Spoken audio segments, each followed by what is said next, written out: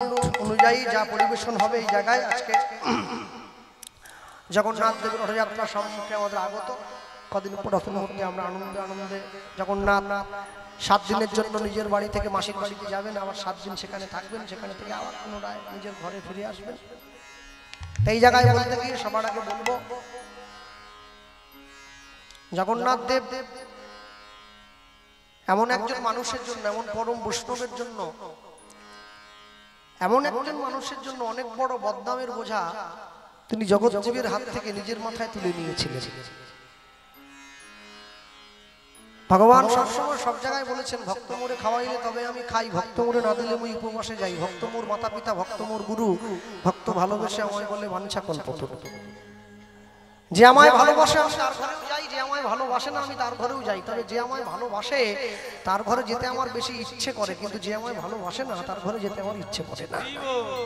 কিন্তু যখন ডেকেছি তখন যেতে একবার হয়। তাহলে আজকে যার জন্য জগন্নাথ দেব এত কিছু বদনামের বোঝা নিজের মাথায় শুনে নিল, আমরা সেই পরম বৈষ্ণব মহাজনের জীবনী কথা আস্বাদন করব।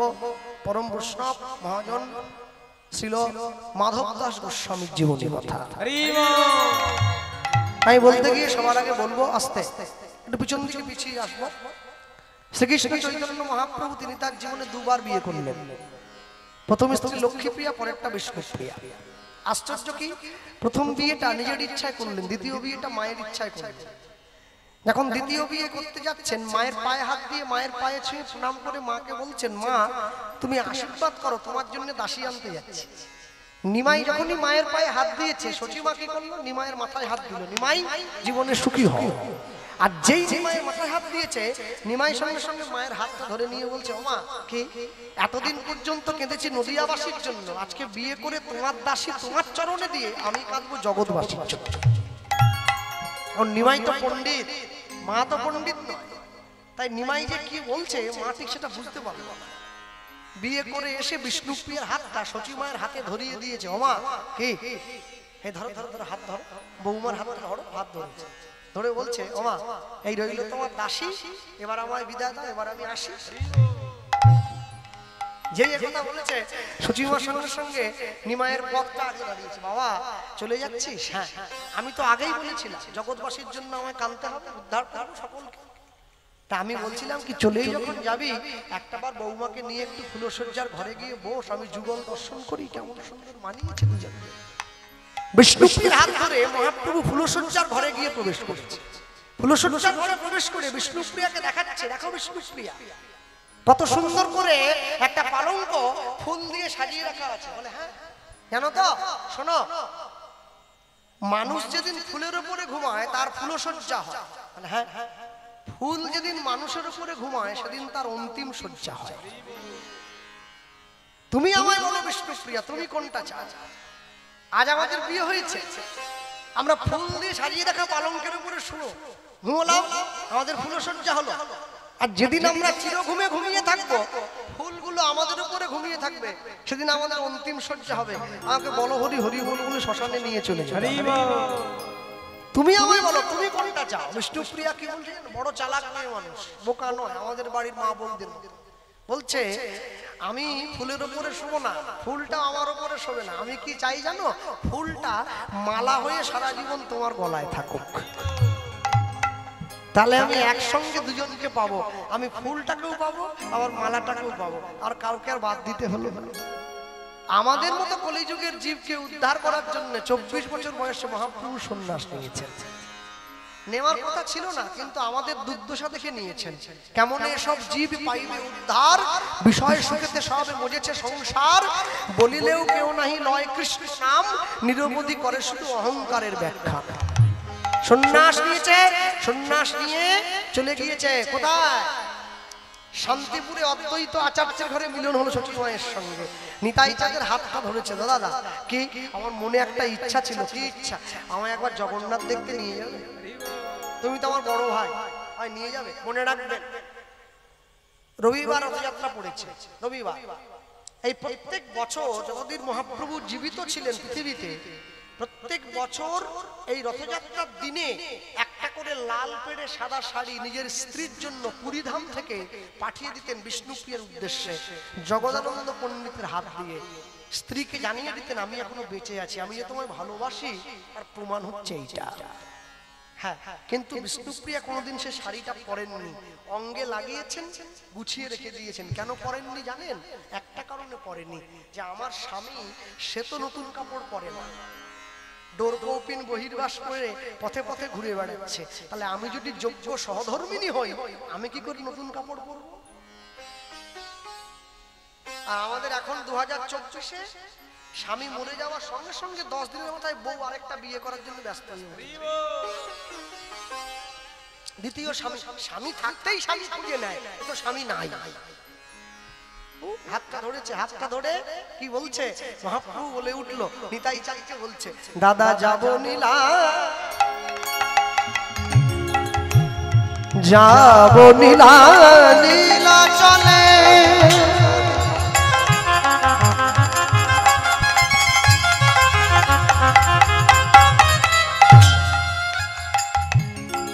দাদা আমার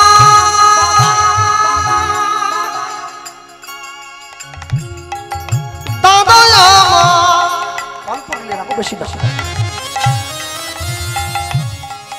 দাদা আমার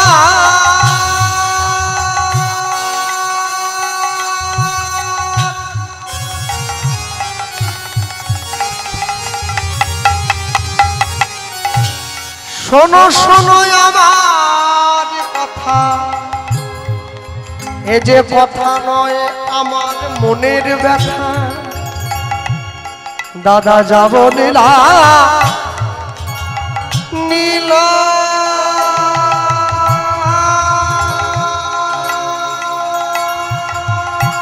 চলে,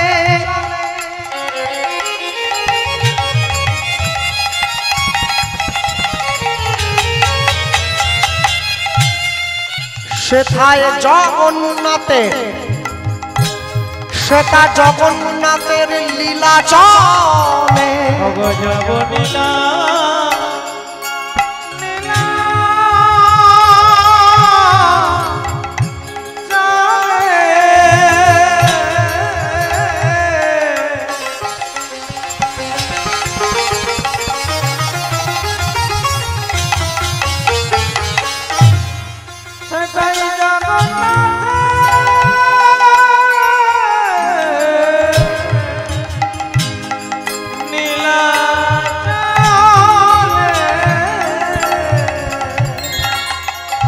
দাদা এই ভাবি মনে মনে,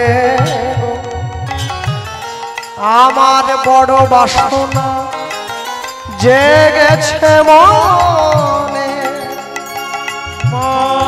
বাসনা জেগেছে মনে গো, বড় বাসনা জেগেছে মনে, দাদা নীলা চলে লীলা চলে, লীলা চলে লীলা চলে,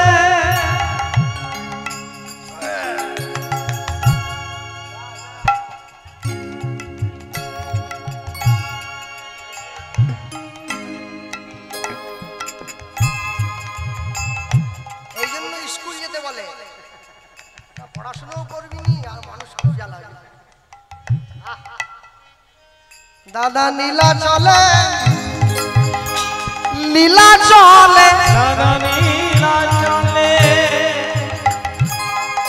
লীলা চলে, দাদা যারা দেখে তারা বলে, দাদা লীলা চলে লীলা চলে, বলি ভাসে সদাই নয়ন জলে, ও লীলা চলে লীলা চলে, বলি জগন্নাথ কৃপা কর বলে, ও লীলা চলে লীলা চলে, দাদা লয়ে চলো আমায় নীলা চলে, দাদা লীলা চলে লীলা চলে, আমি জগন্নাথ দেখব বড় কুতূহলে, লীলা চলে লীলা চলে, বলি অন্তরের বড় বাসনায় আমার, লীলা চলে লীলা চলে, বলি প্রেমানন্দ হরি বলে লীলা চলে প্রেমানন্দে হরি লীলা চলে লীলা চলে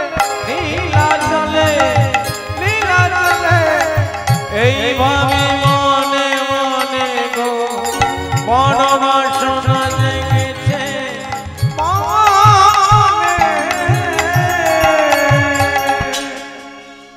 পেঁচা যেমন কোনোদিন সূর্যের কিরণ দেখতে পায় না, অভক্ত কোনোদিন জগন্নাথের লীলা দর্শন করতে পারবে না।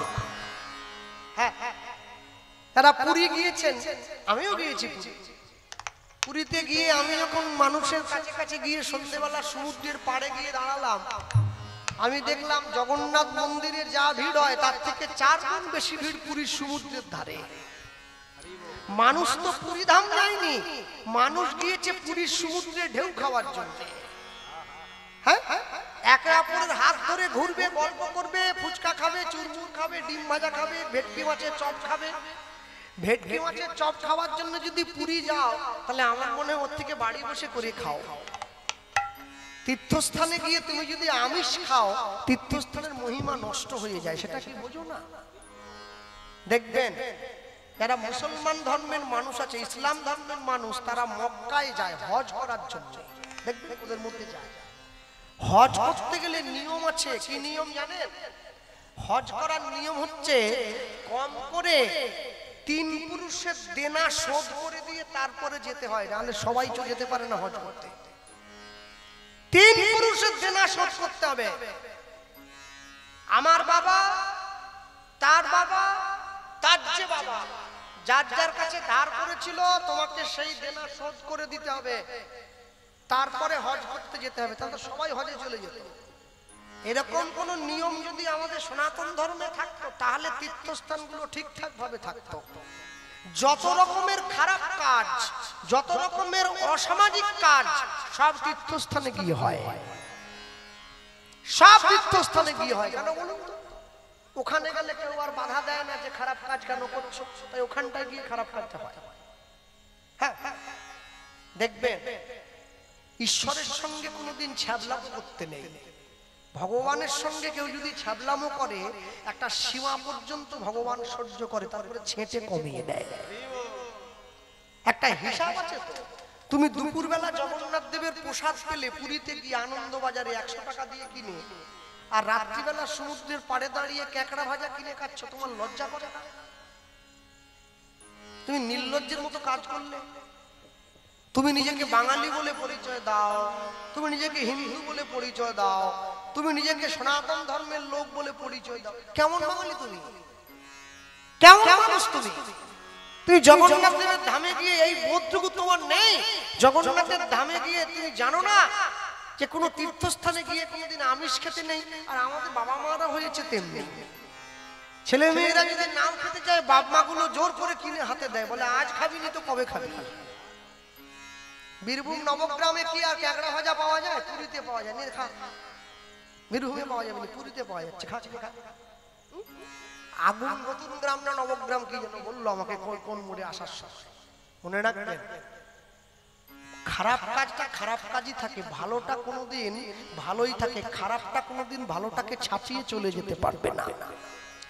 হাতটা ধরে নিতাই চাঁদের সঙ্গে চলে যায় মহাপ্রভু জগন্নাথ দেখার জন্য। সঙ্গে অগণিত ভক্ত, তারা বলে প্রভু তোমরা যদি যাও তাহলে আমরাও তো যেতে পারি, তোমরা যদি চলে যাও তাহলে আমরা কি যেতে পারি না? বলে হ্যাঁ আমরাও তো যাবো। সঙ্গে অগণিত ভক্তকে সাথে নিয়ে নিতাই গৌর 2 ভাই তারা চলে যাচ্ছে জগন্নাথ জগন্নাথ দর্শনের জন্য। আমি শুরুতে বলতে গিয়ে বলেছিলাম কিছুদিন পর রথযাত্রা আসছে জগন্নাথ দেবের। মনে রাখবেন, সব সময়ের জন্য পুরীতে জগন্নাথ দেবের যে রথ তৈরি হচ্ছে, টিভিতে মোবাইলে যারা দেখছেন দেখবেন জগন্নাথ দেবের রথে 206টা কাঠ আছে। 206টা কাঠ দিয়ে জগন্নাথ দেবের রথ তৈরি হয়। একটা বেশিও নয়, একটা কমও নয়। আমাদের মানব দেহে 206টা হাড় আছে। জগন্নাথ দেবের রথ আমাদের মানব দেহের জীবন রথের প্রতীক। রথ থেকে জগন্নাথ দেব নেমে গেলে রথটাকে ভেঙে জগন্নাথের রান্নার কাজে লাগিয়ে দেওয়া হয়। আমাদের দেহ রথ থেকে জগন্নাথ দেব জগতের নাথ নেমে চলে গেলে এই দেহটা মরা বলে ঘোষণা করা হয়, শ্মশানে গিয়ে আগুনে পুড়িয়ে ছাই করে দেওয়া হয়।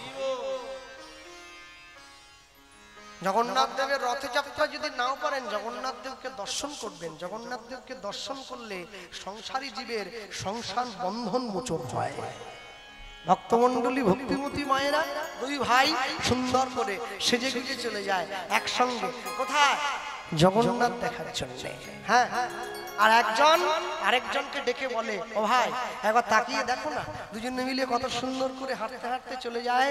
হ্যাঁ, একজন বলছে দেখো শোভাটা কত সুন্দর মনে হচ্ছে, দেখতে পাচ্ছ? কে রে কাঙালের বেশে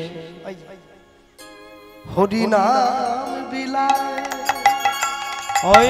কে রে নিতাই গৌর হরি বল, হরিনাম বিলায় বিলায়, কে রে কাঙালের বেশে হরিনাম বিলায় বিলায়, হরিনাম বিলায় বিলায়, ও যে প্রেম দাতা নিতাই বুঝি নিতাই বুঝি গৌরের পাছে পাছে ছুটে যায়।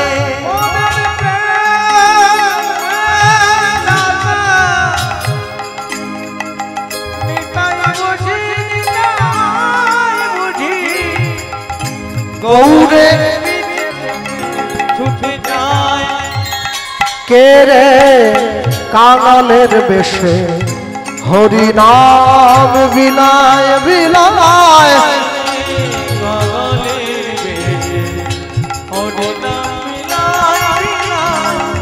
কে রে কাঙালের বেশে। আস্তে একটু হাত তোলা যাবে, তোলা যাবে। দুটি বাহু তুলিয়ে সেজে যায় তুলিয়ে উলুধ্বনি, সেজে যায় তুলিয়ে, দুটি বাহু তুলিয়ে সেজে যায় তুলিয়ে, দুটি বাহু তুলিয়ে সেজে যায় তুলিয়ে, দুটি বাহু তুলিয়ে সেজে যায় তুলিয়ে। এবার কাতরে বিনয় করে কলির জীবে হরিনাম বিলায়,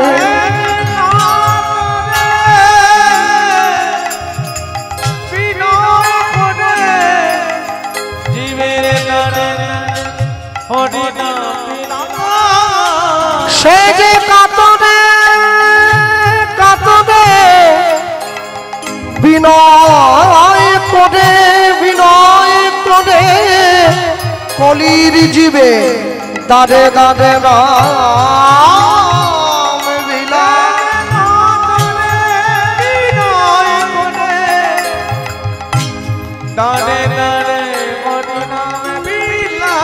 কে রে কাঙালের বেশে হরিনাম বিলায় বিলায়, নিতাই গৌর হরি বল,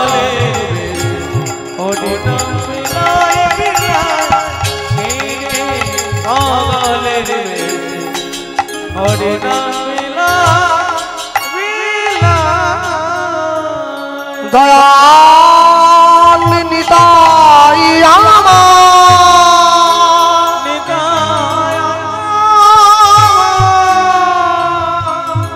দাঁড়িয়ে পড়ল। ঘন জঙ্গলের মধ্যে চিৎকার করে কেউ যেন ডেকে উঠল, দয়াল নিতাই। কে? দুই ভাই এই ঘন জঙ্গলের মধ্যে আমাদের নাম ধরে চিৎকার করে ডাকছে। কে? চারদিকটা তাকিয়ে দেখে উঠছে, হঠাৎ করে দেখতে পাচ্ছে এক গাছের তলায় এক বয়স্ক মা বসে আছে। নিতাই গৌরের নাম ধরে হাত বাড়িয়ে ডাকছে, নিতাই গৌর আমি। ছুটে গিয়েছে নিতাই গৌর, মা তুমি আমাদের ডাকছো, আমার কাছে আয়, আমার কাছে। ছুটে গিয়েছে তুই। একই মা, এই ঘন জঙ্গলে তুমি এখানে কি করছো? আমি তো এখানে থাকি। আমাদের চিনলে কি করে? কেন? সবাই তোদের নাম বলছিল, আমি ভাবলাম তোরাই বুঝি। হ্যাঁ রে, তোরা কারা রে? ও আমরা আমি হচ্ছে বড় ভাই, আমার নাম নিতাই, এরে আমার ছোট ভাই, এর নাম গৌর। কতদিনের বড়? বুড়িমা প্রশ্ন করছে। নিতাই গৌর উত্তর দিচ্ছে। নিতাই চাঁদ বলে উঠছে, জানো মা, আমি গৌরের থেকে 12 বছরের বয়সে বড়।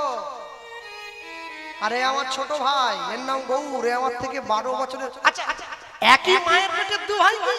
দেখতে খুব সুন্দর। না না, একই মায়ের পেটের দু ভাই হলে তো প্রত্যেক দিন সকাল হলে কোদাল নিয়ে মারামারি করতে লেগে পড়তো সম্পত্তির জন্য। ভগবান জীবনে দুবার হাসে। কখন? যখন নার্সিংহোমের বিছানায় রুগী গিয়ে শুয়ে থাকে আর ডাক্তার গিয়ে রুগীর সামনে দাঁড়িয়ে বলে, আপনার কোনো চিন্তা নেই, আমি যখন আছি আপনি বাঁচবেন। ভগবান হাসছে। ডাক্তারের দিকে তাকিয়ে বলে, হ্যাঁ গো ডাক্তার, তুমি যে ওকে বাঁচার গ্যারেন্টি দিচ্ছ, তুমি নিজে কতক্ষণ বাঁচবে তোমায় সে গ্যারেন্টি কে দেবে? আরেকবার ভগবান হাসে। যখন দুই ভাই ভিটা ফেলে জায়গা ভাগ করে, তোর 5 কাঠা আমার 5 কাঠা, ভগবান হাসে, কার সম্পত্তি কাকে দাও রে?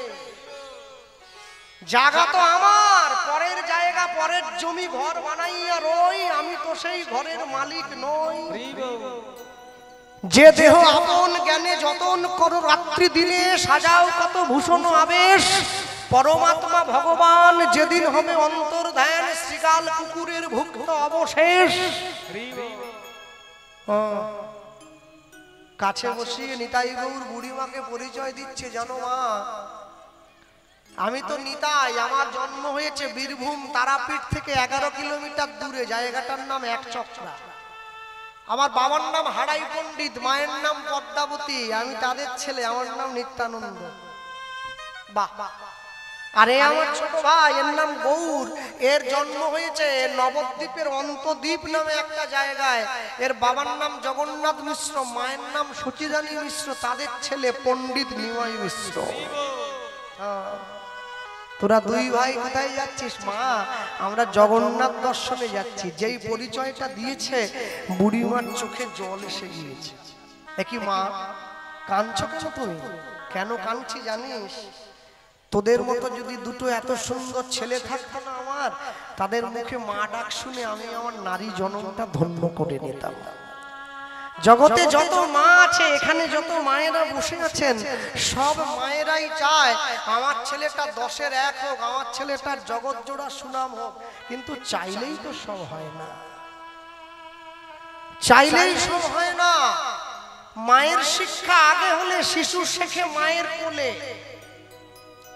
আপনাদের বীরভূমের একজন বিখ্যাত মানুষ আছেন, যার নাম লোচন দাস ঠাকুর, তাকে পদকর্তা মহাজন বলা হয়। অনেক মহাজন পদাবলী তিনি লিখেছেন। লোচন দাস ঠাকুর মহাপ্রভুর সমসাময়িক কবি ছিলেন, মহাপ্রভুকে সামনে থেকে দেখেছেন। আমি লোচন দাস ঠাকুরের শ্রীপাঠে যাব, আমি কীর্তন এসেছিলাম আপনাদের বীরভূমে।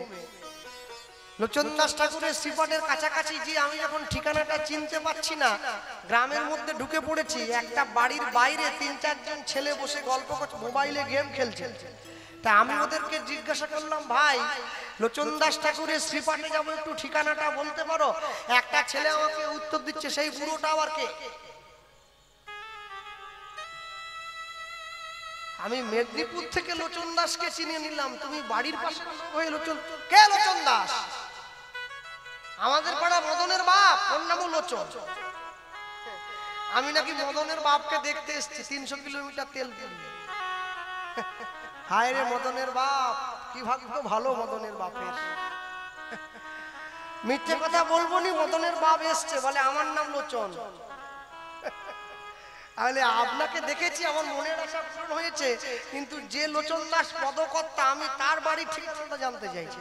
ও, সেখানে যাবেন? কেউ যায়নি সেখানে, সে ধুলো পড়ে গেছে, সব কেউ যায়, ধুলো পড়ে গেছে। কাছের লোক ট্রেন ফেল করে, দূরের লোক আগে থেকে এসে বসে আছে, যদি ট্রেন চলে যায়। আমেরিকা থেকে যারা ইসকনে এসেছে, হরে কৃষ্ণ বলতে পারে না, বলে হরে কৃষ্ণ হরে কৃষ্ণ। বলতে পারে না, তবু বলে আমি বলতে পারি কিন্তু বলি না। এর থেকে বড় লজ্জার কি হতে পারে? মনে রাখবেন, সব সময়ের জন্য বীরভূমের মাটিতে যাদের জন্ম হয়েছে, তাদের সৌভাগ্য এত সহজ নয়। হ্যাঁ, বড় বড় মহামানবদের জন্ম হয়েছে। মামা খেপার জন্ম, মা তারাকে নামিয়ে এনেছে বীরভূমের মাটিতে, তারাপীঠ। লোচন দাস ঠাকুর নিতাই চাঁদের জন্ম হয়েছে, গৌড়ের বড় ভাই। তারপরেও যদি এই জেলার মানুষ লোচন দাসকে না চেনে, তাহলে এর থেকে বড় দুঃখ আর বোধহয় বাঙালির কিছু হবে বলে আমার মনে হয় না। শুধু তাই নয়, জয়দেব পদ্মাবতীর পর্যন্ত জন্ম হলো, আর যে জয়দেবের ঘরে এসে ভগবান নিজে হাতে গীত গোবিন্দমের শেষ অংশটা সম্পূর্ণ করে চলে গেল, তারপরেও মানুষের চৈতন্য হচ্ছে না। শুধু কি তাই, চণ্ডীদাস আর রজকিনী তারাই প্রেমের শিরোমণি। কোথায়? বীরভূম, অন্য কোথাও নাকি? ভক্তমণ্ডলী ভক্তিমতী মায়া নিতাই গৌর বুড়িমার চোখের জলটা মুছিয়ে দিয়েছেন। মা তুমি কেঁদো না, আমরা দুই ভাই তোমায় কথা দিলাম, আজ থেকে আমরা দুই ভাই তোমার দুই ছেলে হব। বললে তো হবে না, দুই ভাই দুদিকে বসবি, আমি এক থালায় অন্য ব্যঞ্জন মেখে দুই ভাইয়ের মুখে দেবো, তোরা দুই ভাই সেবা করবি, আমায় মা বলে ডাকবি, তবে তো বুঝবো তোরা আমার ছেলে। দুই ভাই মায়ের পাশে গিয়ে বসেছে, মা এক পাত্রে অন্য ব্যঞ্জন মেখে দু ভাইয়ের মুখে দিচ্ছে। মায়ের কোলে বসলো গিয়ে গৌরার নিতাই নিতাই, মায়ের কোলে বসলো গিয়ে গৌরার নিতাই গৌর প্রেমানন্দ হরি বল। বসলো গিয়ে গৌরার নিতাই। এবারে যত যত মায়েরা সব উলুধ্বনি দেয়, উলুধ্বনি।